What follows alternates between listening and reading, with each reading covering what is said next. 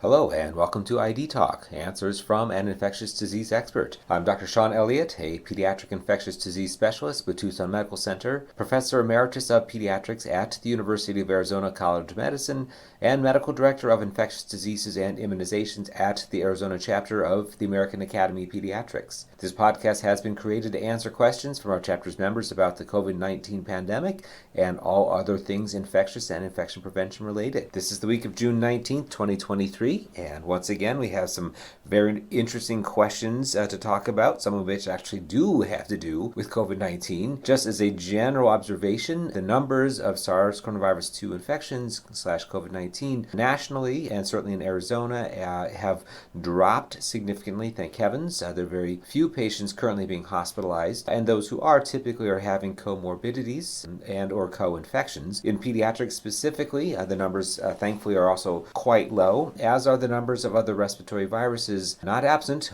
definitely not, but definitely decreasing as we go further into the hotter part of the summer. So that's all wonderful, that's all good. However, every expectation is that there shall be a resurgence of COVID-19 or SARS-CoV-2 infection as we reapproach respiratory virus season, potentially in the early fall to winter months, and that at some point in time there will need to be consideration given to revisiting immunizations for COVID-19 and re-examining indications for that, and definitely having those conversations with people as we go forward. So to that end, the first question focuses on COVID-19 vaccine current status and recommendations, and the questioner specifically asks, I saw that CDC deemed the third dose of COVID-19 vaccine safe for young children. Do I think there will be an update on the vaccine recommendations soon? Well, thank you for that question. It's very timely and important. As it turns out, CDC is actually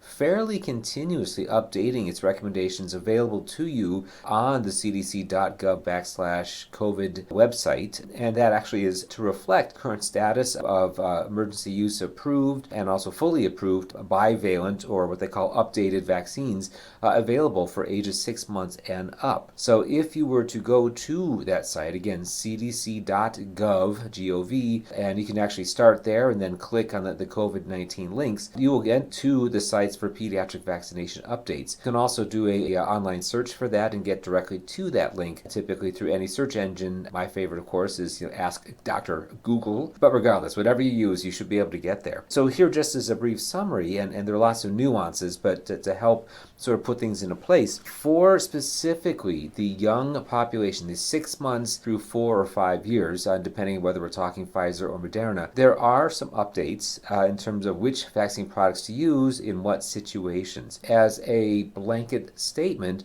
if you have an un-COVID-19 immunized 6 month to 4 or 5 year old child in your office, all new COVID-19 vaccines should be the bivalent vaccine products, whether it's Pfizer or Moderna. You will note on the CDC website, they refer to those as updated vaccines. So basically, the point being the updated vaccine is the bivalent vaccine, same thing, and it has the original genetic material messenger RNA from the original isolates of SARS-CoV-2, plus the same spike information or spike messenger RNA for the Omicron subvariant BA.4 and BA.5, which was the most recent significant circulating strain of Omicron subvariant to cause a lot of health concern and clinical disease in all ages. So those are the bivalent vaccine products available both by Pfizer and Moderna. If you have a 6 month to 4 year old and your practice happens to have the Pfizer vaccine products, then that non-vaccinated patient deserves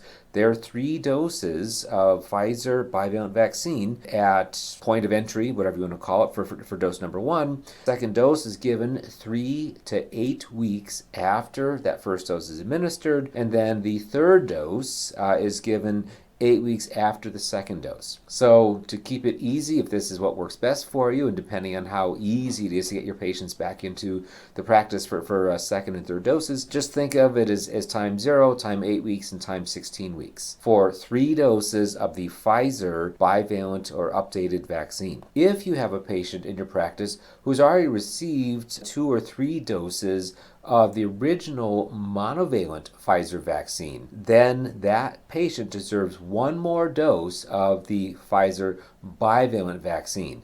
Basically, they need to have 3 doses total to be considered primarily immunized against COVID-19, and at least one of those, and in fact that the third dose, needs to have been the bivalent vaccine. If you think of it that way, it's probably easiest. If, however, they got 3 doses of the regular monovalent initial original Pfizer vaccine, then they do need the basic equivalent of a booster, but it's still considered a third dose of the bivalent vaccine. So that's for the Pfizer product. If Moderna is your cup of tea, then it's a 2-dose series, and the recommendation for the unvaccinated, infant 6 months to 5 years in your practice is that they get 2 doses of the bivalent /updated Moderna vaccine times 0, and then 4 to 8 weeks after that. So Pfizer is 3 doses, Moderna is 2 doses. That is exactly what it was before. It's the same thing, but now making sure that it's done with the bivalent vaccine. If you have that patient in your office who's received 1 or 2 doses of the original monovalent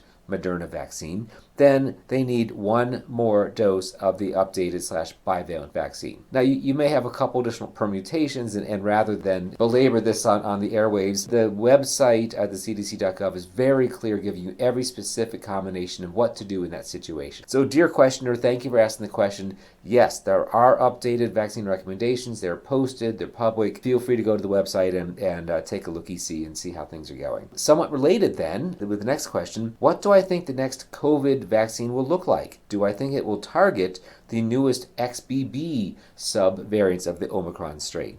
Short answer is yes. It shall. Certainly, actually, FDA just last week, June 6th to be specific, I guess that was a little more than a week ago. So, time flies when you're having fun.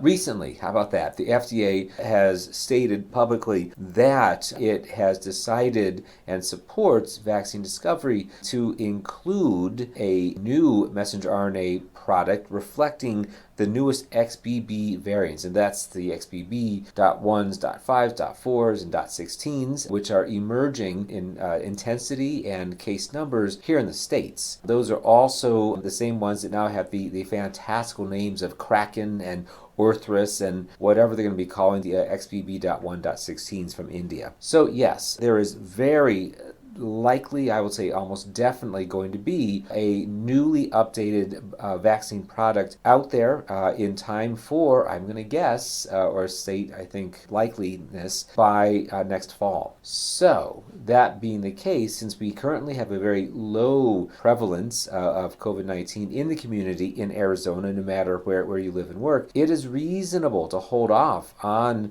either the primary immunization series or the boosters, if you have patients who have already been primary immunized, until we get this new product released, which may well be into the later summer, early fall. One additional interesting concept is that FDA and other scientific organizations are calling for, predicting, questioning, I'm not quite sure what the proper descriptive is, but looking at new vaccine products by Pfizer and Moderna to once again be a monovalent product to include only the genetic material of whatever XBB sub-Omicron variant is circulating at the time. So specifically not including messenger RNA material from the original strains, original clades of the COVID-19 SARS coronavirus 2. And the reason for that, it has to do with the immune response to the messenger RNA. Because 98% of Americans, this is specific from our blood donor data, 98% of Americans have serologic evidence, antibody evidence, of having had exposure to SARS coronavirus 2, whether by vaccine or by infection or by exposure with low-level infection, 98%. Thus, most of us are going to have a brisk/robust response to the most easily accessible trigger of an immune response, that being the original strain. That's what we were most likely initially exposed to and or vaccinated against in the early days. That immune response can eclipse and almost ignore the same antigenic challenge by expressed protein, spike protein, from messenger RNA from other subvariants of Omicron, like the current BA4 or 5 or the newly upcoming XBBs. And if that's the case, then doing a bivalent or a trivalent approach to vaccines through messenger RNA may actually, unfortunately, allow our immune system to be hoodwinked, to respond too strongly to the wrong thing, which isn't out there anymore. So with that in mind, it is very likely that we may see a return to a monovalent, a specifically targeted messenger RNA vaccine against the whatever's out there, XBB strains, etc., and or at the very least bivalent, but with the current BA4/5s and the XBBs. So, all this said, stay tuned, gentle listeners, for whatever else is coming down the pipeline. This continues to be an area of intense discovery and rapid processing, and we have, believe it or not, our pharmaceutical companies, and specifically our vaccine manufacturers, to thank for this, because they are staying up to date on top of current circulating isolates of SARS-CoV-2 on a weekly basis. They actually would do it even more frequently, except the data is not updated any more frequently than weekly by many of our reporting state health departments. So if one really wants to know what exactly is out there right now, get friendly with your local vaccine rep, and they'll get you in touch with the science officer for that company who may be able to share some of that data. I thankfully do have such a relationship, and I'm able to say quite clearly that there is great interest by vaccine manufacturers to continue to modify vaccine products to reflect what is out there and do the best job possible of protecting the recipients. So, fantastic. Great. Thank you for that question. Moving on to something completely unrelated, now for something completely different. The next questioner says the American Academy of Pediatrics released a health alert about an increase in cyclosporus outbreaks. How should we identify cyclosporiasis cases over other GI issues, and what is up with that? So you may have seen, certainly this has been in the media, also in news releases from the AAP, from the CDC, from the Arizona Department of Health Services, that as of April 1st of this year, so April 1st, 2023, there have been a far greater than normally expected number of cyclosporiasis cases detected in the United States, specifically in 14 states, and including, sorry about this, Arizona, where we are one of the highest reported rates of cyclosporiasis over and above what's normally expected for this time of year. Cyclospora, it's a unicellular parasite. It typically cycles between fresh water and some mammalian intestinal system, but it's only contagious when ingested either in fresh water or in typically fresh produce washed in that water. So importantly, human beings are not contagious to each other by expressing, the cyclospora cysts, because those need to mature and then are only contagious from the water itself. However, once you get contamination of a water source, and that then is used either for recreation, like swimming in lakes, etc., or for washing of fresh produce, then you can have clusters or even outbreaks of human cases. And that is what is felt to have occurred so far beginning spring of 2023. Also, so far, this is an ongoing investigation, so there's not yet identified any one particular smoking gun in terms of source of the cyclospora to the current numbers of victims. 97 cases, as mentioned, spread throughout the country, at least 16 to 20 of which come from Arizona. So we are, well, once again, if not leading the way, we're pretty darn close. So yay, Arizona. We've got parasites coming out through our ears. However, how do we then, as practitioners, recognize a patient, which is appropriately what the questioner is asking, and what do we do about it? So the symptoms of cyclosporiasis are not 100% specific, but they, I think, certainly should guide a clinical suspicion. The most common presentation is profuse, and I do mean profuse, watery diarrhea. So anybody who has served in public health corps overseas or provided medical care in other parts of the world that experience cholera, you are probably familiar with the volume and frequency of the diarrhea associated with cyclosporiasis. The good thing is it is eventually self-limited, but many times patients have this watery diarrhea for at least 2 weeks and perhaps even longer. So profuse watery diarrhea is the most common presenting symptom, or I should say sign, of cyclosporiasis. Patients will also complain of cramping, bloating, an increase in inflatus, not so much nausea and vomiting. So unlike another fabulous friend circulating even today, in fact very commonly today, norovirus, otherwise sometimes known as Norwalk agent or noro agent, in which emesis and nausea is the prominent complaint followed by diarrhea.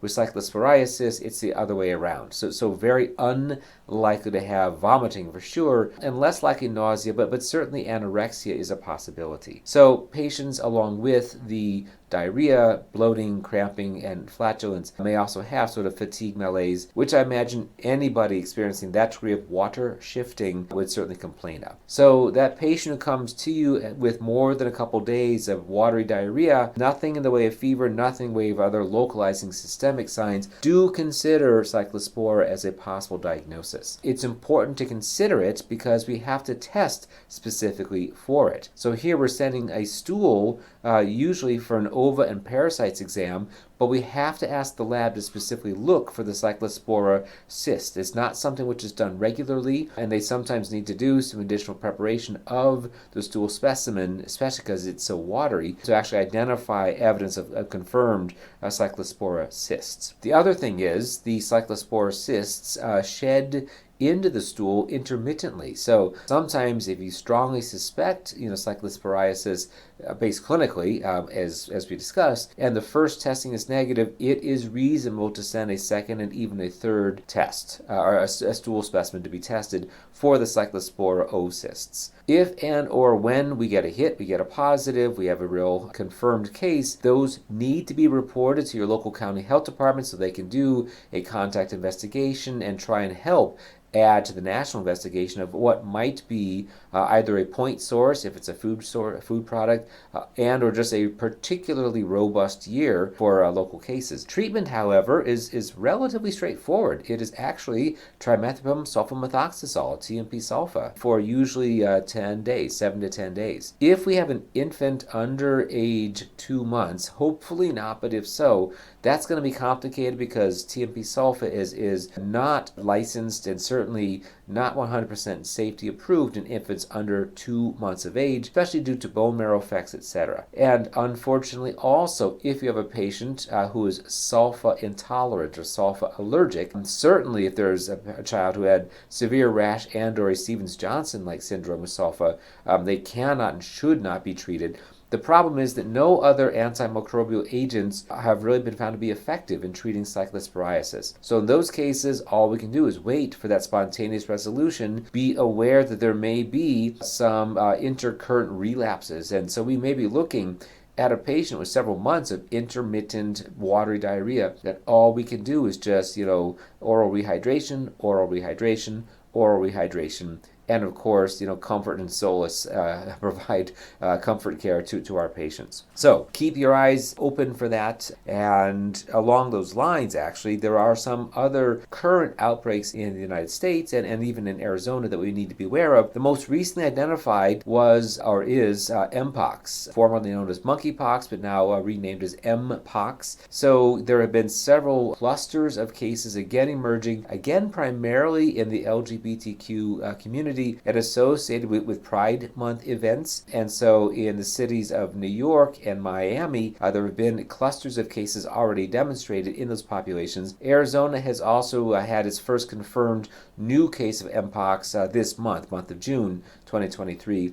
And so some of you who are on the listserv from the Arizona Department of Health Services may have received the HAN, the infectious disease notice, to be on the lookout. Thankfully, Mpox cases in pediatrics are quite rare. The ones reported in the first cluster of cases last year were almost exclusively in infants living in families with another patient who themselves had Mpox disease. So ask the questions, is there anybody else suffering from pox-like lesions in the family? And that should hopefully drive the investigation. If you have a suspect Mpox case in your patient population, step number 1 is to contact, again, your local county health department officer, the on-call line, and ask both for testing, although both commercial labs, LabCorp and OraQuest, have available still a test which you can run, but also because we need to note that case and look for an index case and do the contact investigation. What else is out there? Salmonella in a couple different forms. Once again, and unfortunately related to raw cookie dough. Darn it, I know we all love eating raw cookie dough, but apparently the raw cookie dough ice cream is safe because it is indeed pasteurized. But raw cookie dough, which is non-pasteurized or from questionable sources, has been associated with clusters of salmonella cases countrywide and including here in Arizona. Similarly, you're going to love this, backyard farmers, backyard poultry has also been associated. And so even those that are humanely raised, etc., can be a source of salmonellosis. And I think also perhaps the most recent active outbreak of concern are cases of fungal meningitis in patients who had an epidural anesthesia induced while undergoing medical tourism in Mexico, specifically 3 clinics across the border, not across the border from Arizona, thankfully, but across from El Paso, Texas. So all 3 clinics in Mexico are now closed as of May 13th of 2023. The expectation is that cases still of fungal meningitis related to surgical procedures and epidural anesthesia from those clinics are going to drop off precipitously, but it behooves all of us just to be aware. Which fungus? Well, Fusarium is the big one, and that attests to a likely point source contamination of some sort of either anesthetic or fluids used by those clinics via the epidural cath. So Mpox, Salmonella, fungal meningitis are the other big ones out there, including cyclospora and the occasional intermittent focal outbreaks of Shigellosis, Campylobacter, hepatitis A, all those fun things. And these being the summer fun months, we're already on the lookout for infectious enteritis, especially with Salmonella, Shigella, Campylobacter, and unfortunately hepatitis A as well. Okay, last question. Researchers have found that the pneumococcal vaccine is safe for infants. When do you think the vaccine will move into further testing stages? So clearly we already have licensed and are using the conjugate pneumococcal vaccine, Prevnar 13, Prevnar 15, and those are currently approved and indicated by the CDC. If you have the most recent CDC vaccine recommendations for the 6 weeks through 4 or 5 years, you will note PCV 13/PCV 15 are currently what's recommended for the primary series, so 2, 4, 6 months, and then the booster at 12 to 15. I'm assuming, because this is nice, brand new, hot off the press, that the questioner is asking about newest multivalent conjugate vaccines, which are also out there. And there are several products. In fact, just last week, a 24-valent pneumococcal conjugate vaccine has been cleared by the FDA under an investigational new drug application for infants. What that means is that that product can now undergo phase 1 and 2 and 3 trials for safety, dose equivalence, and then indication for infants. And along with that specific 24-valent conjugate vaccine are several others of at least 21 valents. Yay, wonderful, great, fantastic. However, the big news, and it's not really new news because this is as of April 27, is that Prevnar 20, again, 20-valent conjugate vaccine, which has been licensed and approved in adults for use in patients aged 17 years and up, now, as of April 27, has been FDA approved for use in infants beginning at 6 weeks of life. So, by the FDA's standards, if you have access to or wish to gain access to the 20-valent conjugate vaccine, the Prevnar 20, PCV 20, by all means, feel free to go ahead and do so. Important caveat, however, is that the CDC's official recommendations do not yet recognize that product, the PCV 20, the Prevnar 20, as an approved vaccine for use in infants. I imagine that that's only because the vaccine recommendation charts had already been published and released before the official FDA approval of the Prevnar 20. So certainly the science, the safety studies, the efficacy all absolutely support and indicate Prevnar 20 as what should be the go-to pneumococcal vaccine product for the primary series in those babies in their 2, 4, 6, and 12 to 15 month time frames. So that is the questions for this week. Again, a wonderful variety. Keep them coming, folks. I very much appreciate the opportunity to share with you either what I'm aware of and or if I'm not aware, the opportunity to do some literature searching and to keep my own curiosity and knowledge base active. So thank you for that opportunity. Thank you also for listening to ID Talk. Arizona AAP members can submit questions for future episodes to covid@azaap.org. The Arizona AAP would like to acknowledge the generous support of this podcast by the Arizona Department of Health Services through the Title V Maternal and Child Health Services Block Grant funding. For more information and resources related to COVID-19 in Arizona, or to learn how to become a member, please visit us at azaap.org. And in the meantime, and as always, keep the questions coming, take care of yourselves, be nice to yourselves, and thank all of you so much for your service. Have a great rest of the week.